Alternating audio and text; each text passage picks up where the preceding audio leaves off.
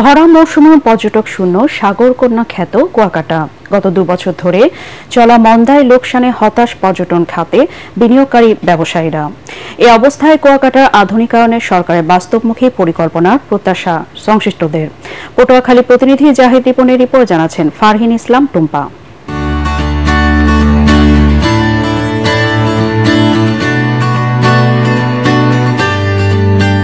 সাগরের ঢেউয়ের সাথে সূর্যোদয় আর সূর্যাস্ত দেখতে ভ্রমণ পিপাসুদের কাঙ্ক্ষিত গন্তব্য কুয়াকাটা সমুদ্র সৈকত।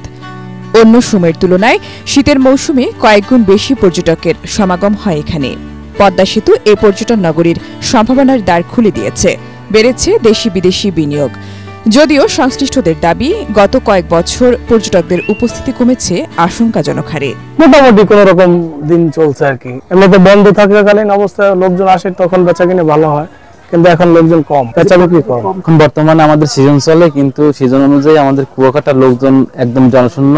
2023 এবং 24 সালে একদম ধসেই। এর থেকে উত্তরণ করতে হলে আমাদের বিভিন্নভাবে পরিকল্পিতভাবে সাজানো উচিত, যেটা আসলে সরকারিভাবে উদ্যোগ নিলে অনেক ভালো হয় এবং বেসরকারিভাবে উদ্যোগ নিলে অনেকটা ভালো হয়। এই অবস্থায় সরকারের পরিকল্পনার অভাবকে দুষছেন পর্যটন ব্যবসায়ীরা।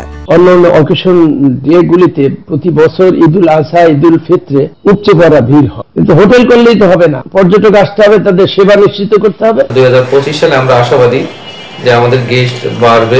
আধুনিক ও পর্যটক বান্ধব নগরী গড়ে তুলতে সরকারের নানা উদ্যোগের কথা জানান উপজেলা নির্বাহী কর্মকর্তা। সি বিচ ঘেঁষে 1.5 কিলোমিটার একটি মেরিন ড্রাইভ এটি কুয়াকাটা পৌরসভা শুরু করেছে। সেই রাস্তাটির কাজ দ্রুত গতিতে এগিয়ে চলছে। আধুনিকায়নে পর্যটকদের পদচারণায় আবার মুখরিত হবে কুয়াকাটা, এমনটাই প্রত্যাশা সংশ্লিষ্টদের।